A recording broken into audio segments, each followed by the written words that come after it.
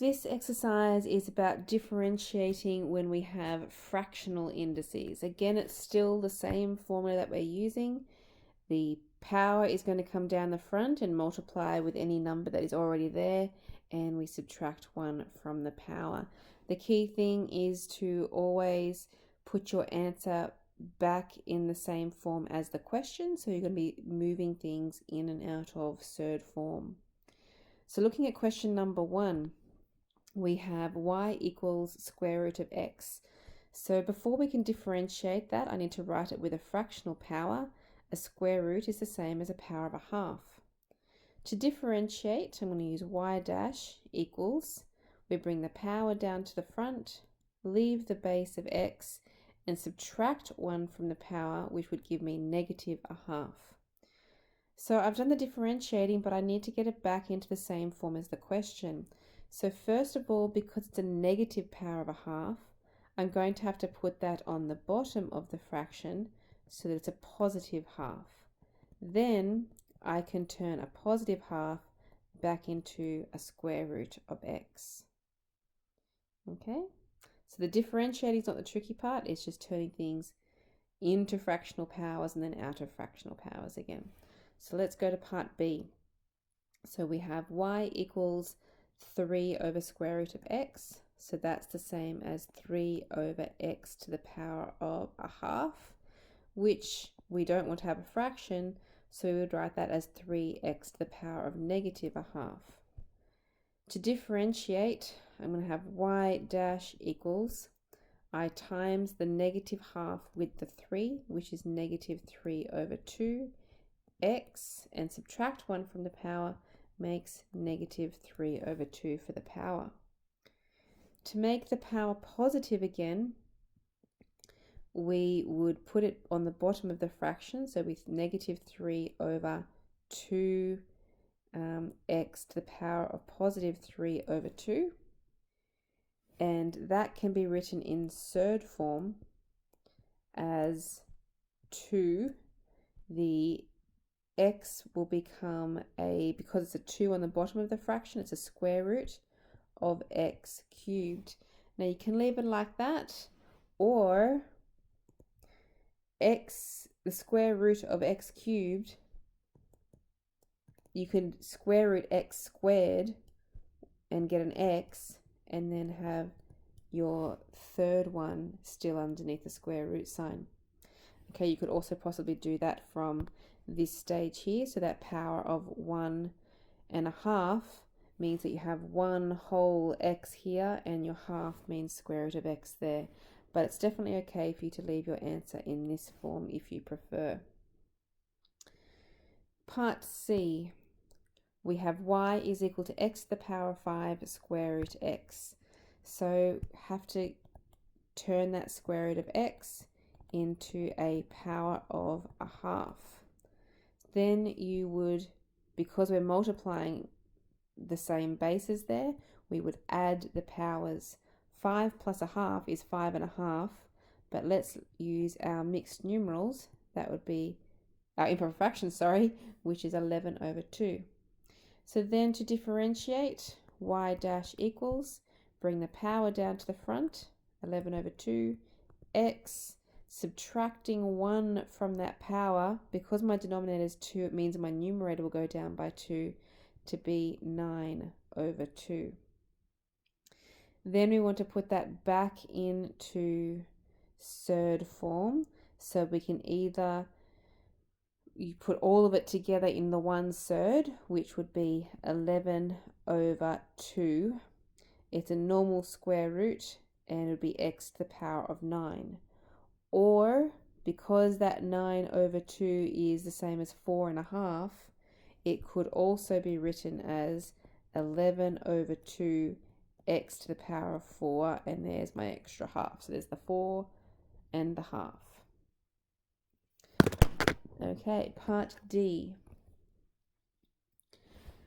We've got negative 2 on the top, x times x to the power of a half on the bottom. So again, we can put those bases together. That would be x to the power of 3 over 2. 1 plus a half is 3 over 2. I can't differentiate it while it's on the bottom of a fraction, so now I need to move it up to be x to the power of negative 3 over 2. Now I want to differentiate, so dy over dx equals the minus 3 over 2 times with the minus 2, which gives me a positive 3. X to the power of, subtracting 1 from the power means it's going to be negative 5 over 2. Putting that back into surd form, first of all I need to put it on the bottom of the fraction to get rid of the negative power. So it's 3 over x to the positive power of 5 over 2, and turning that back into surd form would be 5 over 2 is 2.5. So let's go straight to the 2. So there's my x to the power of 2, and my half means square root of x.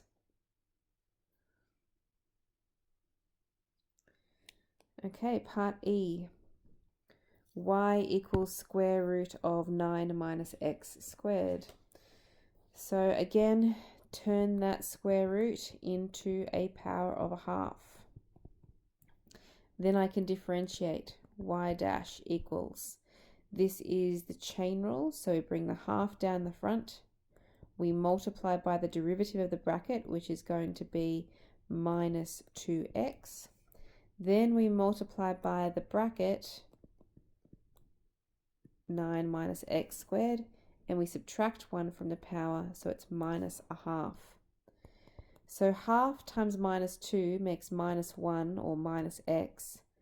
The negative power of a half means we're going to go back to the bottom of the fraction, and positive power of a half means I could write that as a square root of 9 minus x squared. And F. Let's do this in a couple of steps. First of all, the square root is the same as a power of a half. And then getting rid of the fraction, we would bring the bracket up to be a negative power of a half. Then differentiating, y dash equals, using the chain rule, bring the negative half down the front, times by the derivative of the bracket, which is going to be 6x, and then multiply by the bracket and subtract 1 from the power, which is minus 3 over 2. Okay, so let's put that back into positive index form. Minus a half times 6 is going to be negative 3x. Putting it on the bottom, we would get 2 plus 3x squared to the positive power of 3 over 2. Now that is 1.5, so you could do 1 whole and then the square root, but that actually makes it quite long, much longer and messier. So in this case, it is probably a little bit more simplified to leave it as 1/3, where you've got a normal square root of 2 plus 3x squared all to the power of 3. The number on the top is the power underneath the square root, and the number on the bottom is the type of square root that you have. Okay, there's a couple more here on the next page. G. If we have got 3 terms on the top divided by an x on the bottom, we can split that to be 3 separate terms. So 2x squared over x is the first one, minus 5x over x plus 4 over x. So for the first term, I can cancel the x on the bottom with 1 on the top, which would give me 2x. For the second term, I can cancel the x's off altogether, so it's just minus 5.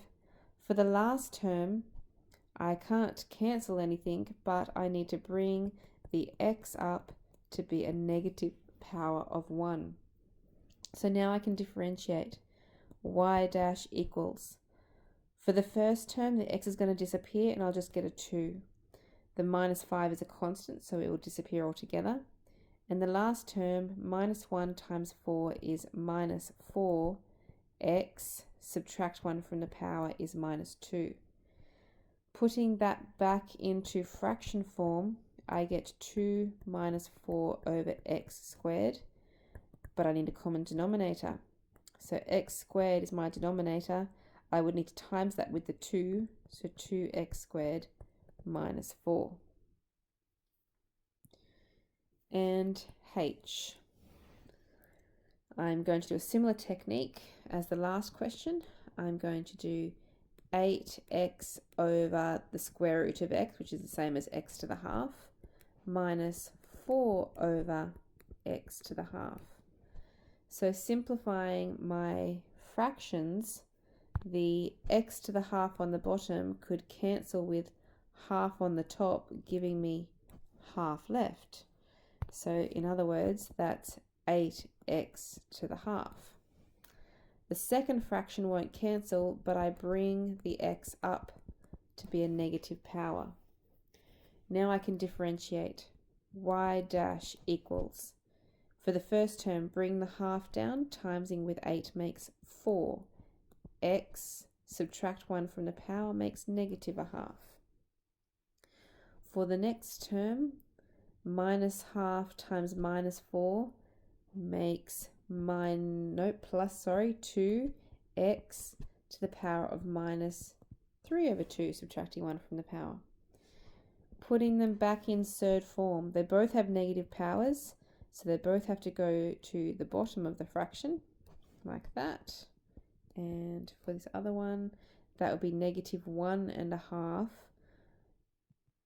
So it'll be positive. Let's just do it like this for now. On the next line, that would be 4 over square root of x, and 2 over, because of the 1.5, that means 1 whole, and there's my half. So to get a common denominator, they both already have the square root of x.